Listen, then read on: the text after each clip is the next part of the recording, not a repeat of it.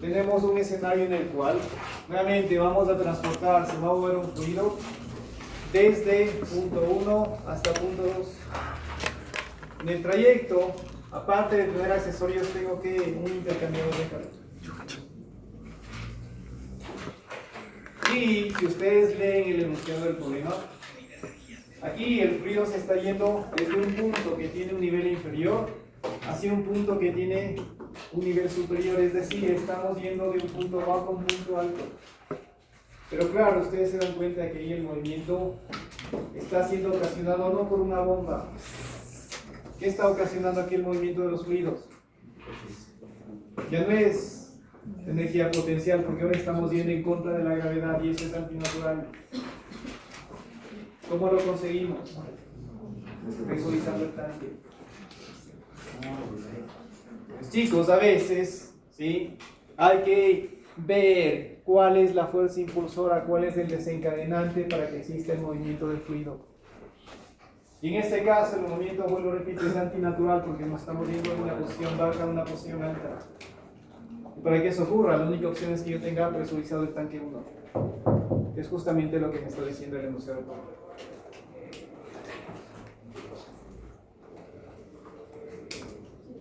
¿Sí?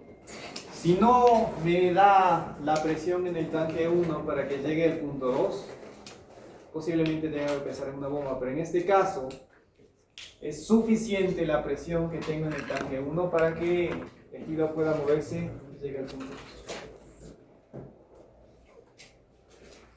Pero, repito, este movimiento es antinatural y necesito algo que ocasione ese movimiento, y en este caso es la presión que tengo en el tanque. Por eso ustedes se dan cuenta que en el punto 1 la presión es 3,6 mayor que en el punto 2, lo cual tiene mucha lógica. ¿Sí? Si yo no tengo una bomba, el perfil de presiones siempre es decreciente. Cuando el fluido se mueve por una tubería, recuerden, va o experimenta fricción, y esa fricción se produce en que hay una caída de presión. Aquí pasa lo mismo, pero claro, esa caída de presión es suficiente para promover el movimiento del fluido y que llegue a una posición alta.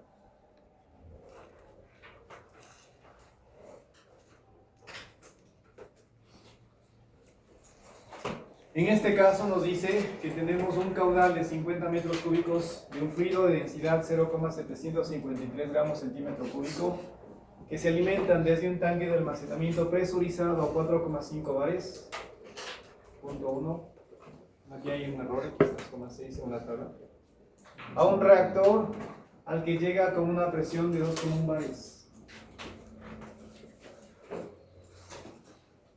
Pasando previamente por un intercambiador de calcio. Me dice calcular fricción en el sistema en metros de columna de agua.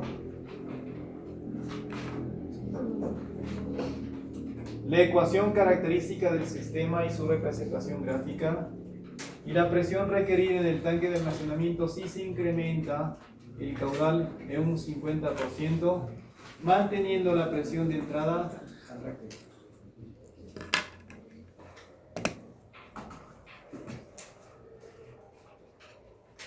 Aquí nos vamos a ajustar a lo que tenemos en la tabla.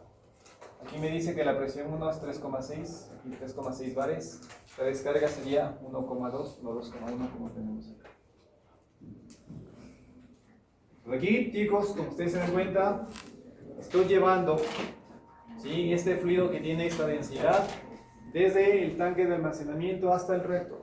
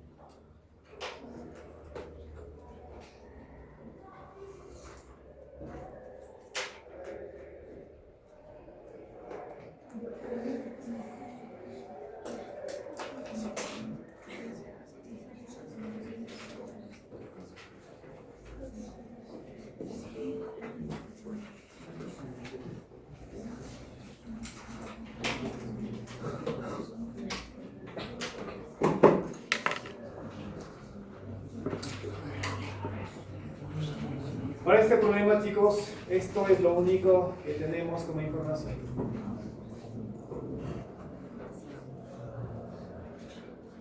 No tenemos más. Por lo tanto, vamos a ver que paulatinamente en el desarrollo, conforme vayamos encontrando la solución a las distintas interrogantes, vamos a ver ciertos supuestos que tienen mucha lógica con la naturaleza del fenómeno, en este caso del transporte, el movimiento de fluidos por.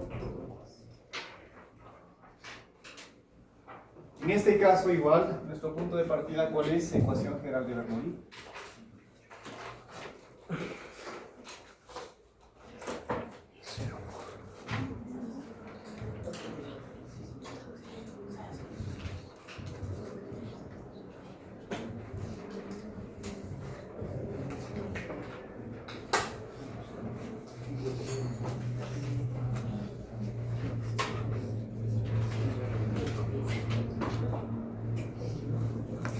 Esa es la ecuación completa, ¿no es cierto? Con todos los términos, pero igual en esta ecuación no hay participación de bomba, no hay ese término. El H2 menos del H1, por la información que me está dando, en este caso va a ser 12 metros positivo, porque estamos yendo de un punto bajo a un punto alto.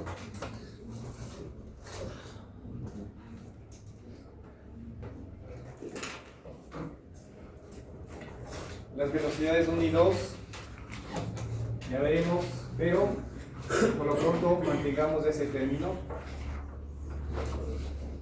P1 y P2 necesariamente vamos a tener que tomar en cuenta porque me está dando un dato de presión en el tanque 1 y me está diciendo que el fluido llega al reactor con cierta presión. Aquí nuevamente, por la naturaleza implícita de la ecuación, el punto 2 estará ahí justo en el punto en donde termina la tubería y se conecta con el reactor nuevamente. Yo puedo aplicar ecuación de Bernoulli únicamente en el trayecto en donde tengo transporte, movilización y el sistema físico. Aquí, nuevamente, puede ser que aquí yo tenga un nivel líquido, un nivel de líquido. Ahí ya no tenemos el caso anterior de que teníamos la descarga en un punto superior, donde tal vez se encontraba el nivel de líquido en el tanque 2. Aquí ingresa por abajo la tubería y es de suponerse que llena de líquido hasta cierto nivel en el reactor, pero aquí en el reactor, ¿qué pasa? Reacción química. Aquí ya no puedo aplicar la ecuación de Bernoulli, como máximo hasta acá, y por ello, ¿sí? Estos niveles, estas alturas, con seguridad reflejarán que yo tengo que 32 metros, y aquí sí hay que tener presente, aquí hay un plano de referencia, y respecto de ese plano de referencia aquí tengo 22 metros, y con respecto de ese plano de referencia, el punto 1 se encuentra a 20 metros.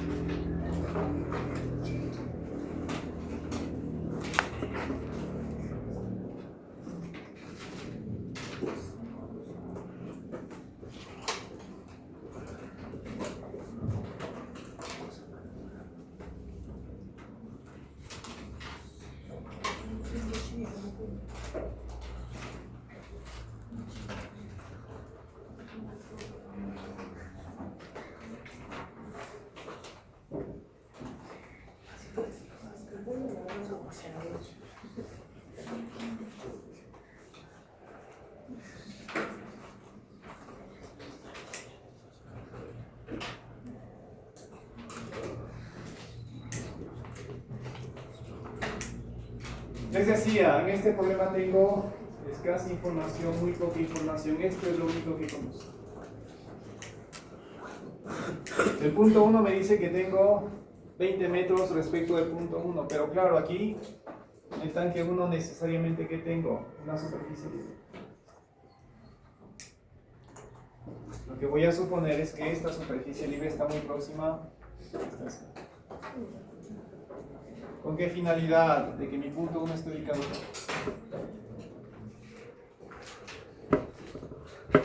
Muy próximo a la tubería de descarga.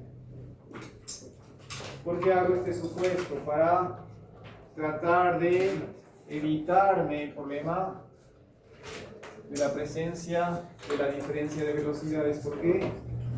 Porque en este problema, si bien es cierto yo tengo un caudal, pero no tengo información de las tuberías. Si yo no sé qué diámetros tienen las tuberías, no puedo calcular las velocidades. Y como les decía, en este problema esto es lo único que yo tengo. Tengo caudal, sí, pero no me da información de las tuberías, solo me da el diagrama, no sé qué diámetro tienen las tuberías. Y a pesar de que tenga caudal, pero si no tengo diámetro de las tuberías, no puedo calcular velocidades. Por eso, el otro supuesto es que guiándome en el esquema voy a suponer que este tramo de tubería presenta el mismo diámetro que el otro tramo de tubería. Si los diámetros son los mismos, las velocidades a través de las tuberías serán las mismas porque el caudal es invariable. Consecuentemente, la velocidad en el punto 1 será igual a la velocidad en el punto 2 porque las tuberías son las mismas. Repito, a falta de información, mi punto 1 está aquí. Y no me importa esta superficie libre, sí, está muy cercana, está ligeramente por encima del punto de acople a la tubería, pero yo me estoy yendo justo a la tubería en donde el fluido tiene la velocidad en esa tubería.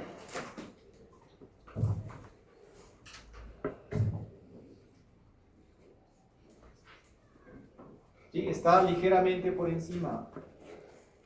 Porque necesito que esté por encima para que el fluido justamente se vaya por esa tubería. Pero no es mucha la diferencia. Y por eso voy a considerar que prácticamente el punto 1 se encuentra a 20 metros, es decir, repito, no sé, unos centímetros por encima de la tubería que está acoplada. Si bien es cierto, tengo 20 metros, pero aquí, no sé, son 5 centímetros. 19,5 versus 20 es prácticamente los 20 metros. Pero con este supuesto, repito, estoy ganando el hecho de que cancelo las velocidades. Si yo me fuese exactamente acá, aquí la velocidad en cuanto es 0.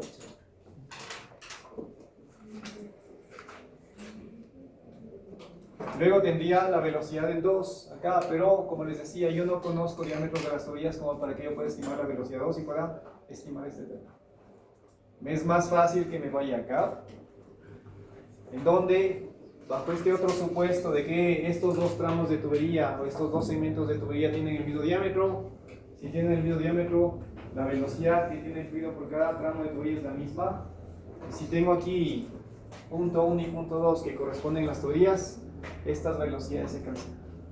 Pero repito, mi supuesto va ligado también a que esta superficie libre de líquido está muy próxima a la tubería. ¿Sí? Para ser exactos debería estar exactamente. Pero por estas consideraciones de movimiento, de fluido, ¿sí? Prefiero que esté un poco por encima para que haya la capacidad neta de que el fluido entre completamente en la tubería. Consecuentemente, bajo ciertos supuestos, me quedo con el término de presiones, diferencia de alturas, fricción en teoría y fricción en accesorios. Si leo bien, la primera pregunta me está diciendo que calcule la fricción, no me está diciendo que calcule fricción en teoría y fricción en accesorios. Consecuentemente, me está pidiendo que calcule todo esto. Por lo tanto, mi ecuación se queda reducida a P2 menos P1 sobre densidad de gravedad, más H2 menos H1 y más, voy a poner simplemente F, que es la fricción total, ¿sí?, que tiene el fluido cuando se mueve por tubería, accesorios, y en este caso también intercambiador de calor, y va desde punto 1 hasta punto 2. Entonces, chicos, esta fricción representa la fricción por tubería, fricción por accesorios y también la fricción que experimenta el fluido cuando se mueve por el intercambiador de calor. Se darán cuenta cuando ustedes hagan dimensionamiento de tuberías, dimensionamiento, cálculo de bombas, En definitiva, todo lo que se interponga en el trayecto, cuando ustedes movilicen un fluido de un punto 1 a punto 2, básicamente le van a dar ¿qué? Una caída de presión, que es sinónimo de ¿qué? De presión. Por lo tanto, aquí, aparte de tener tubería, accesorios, tienen un equipo adicional que es un intercambiador de calor, que a la larga es un dispositivo que tiene elementos tubulares, tuberías, y yo puedo decir que cuando el fluido se mueve por ese intercambiador de calor, también experimenta una caída de presión adicional.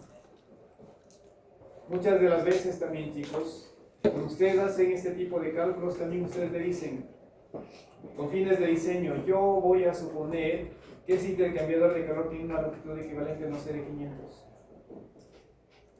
Idéntico a lo que son las especificaciones para que un accesorio a nivel de longitud equivalente. Es lo mismo. Y también, como les decía, también puede ser que yo le dé una caída de presión. Como máximo puedo tolerar que ese intercambiador de calor me ocasione una caída de presión de 0,5 veces. Es una especificación ligada a la presencia de ¿qué? Del intercambiador de calor en la red de tuberías. ¿Sí? Consecuentemente, repito, este F simboliza la fricción por tubería, por accesorios y también por la presencia de este intercambiador de calor. Primera pregunta, está fácil de resolver. Como les decía, falta de información. Yo tengo que hacer esto. Porque para que yo pudiese discriminar la fricción en tubería, ¿qué necesito? La longitud, obviamente. Para que yo pudiese discriminar accesorios, necesito saber cuántos poros, cuántas válvulas, cuántas contracciones, cuántas expansiones, y no tengo esa información. Por eso agrupo en esta F, y es mi única incógnita, y como ustedes se dan cuenta, la puedo calcular. Por lo tanto, la fricción total en el sistema va a ser igual a ¿qué? De espejo.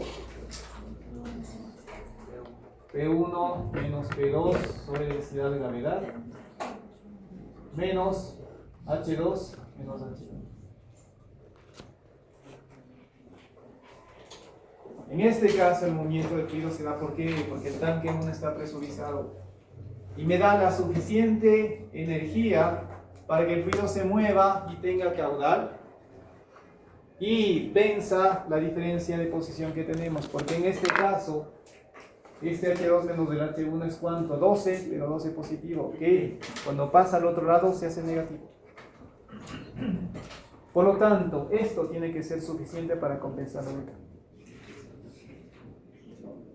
Esta F, chicos, siempre es positivo, porque pierde energía el fluido por efectos de fricción.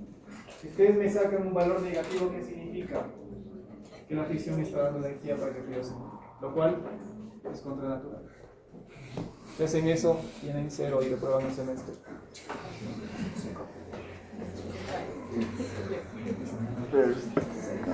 Ahora bien, para acabar esta primera parte, solo reemplazamos los valores. Ya tenemos cuánto vale P1, cuánto vale P2. 3,6 menos 1,2 perombares, eso transformado a pascales sería por 10 a la quinta. Dividido para la densidad de gravedad, la densidad la tenemos, la gravedad es una constante de 0,81 y H2 menos H1 son 12 metros. Esto, repito, esto tendría que ser superior al resto. Si me da negativo, ¿qué significa? Que este sistema no puede operar. No le da la energía.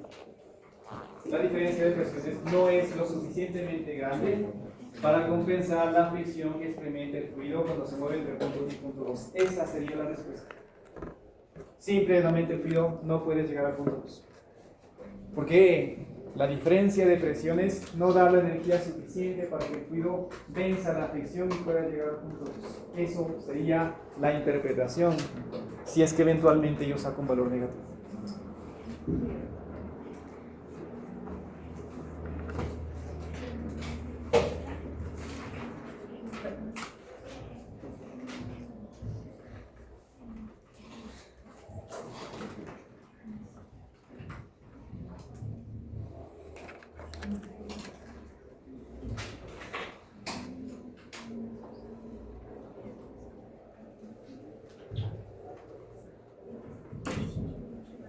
¿Cuánto nos da eso, chicos? 3,6 menos 1,2, ¿cómo está? Eso repite en bares. Un bar tiene 10 de la quinta pascal, eso se está multiplicando por 10 de la quinta. Dividido para la densidad de gravedad, la densidad es 753 kilogramos por cada metro cúbico por la gravedad 9,81. Eso nos da en metros y le restamos, ¿no es cierto?, esa altura, es un movimiento antinatural, en una posición baja es una alta, hay que restar. Y como les decía, esto debe de ser superior a 20. ¿Cuándo nos da? Entonces la fricción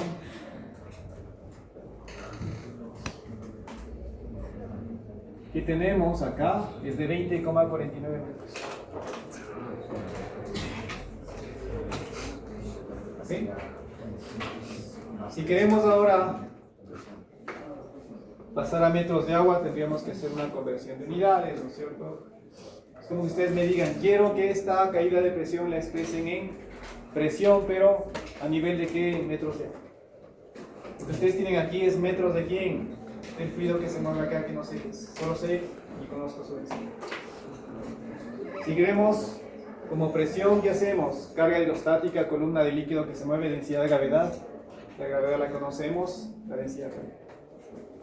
Y tendríamos la presión. A ver, ese cálculo para ver cuánto representa la fricción y seguramente va a ser inferior a qué, a esta diferencia, los 2,4 que tenemos neto entre punto 1 y punto 2. Hagamos ese cálculo para con eso concluir la clase de hoy.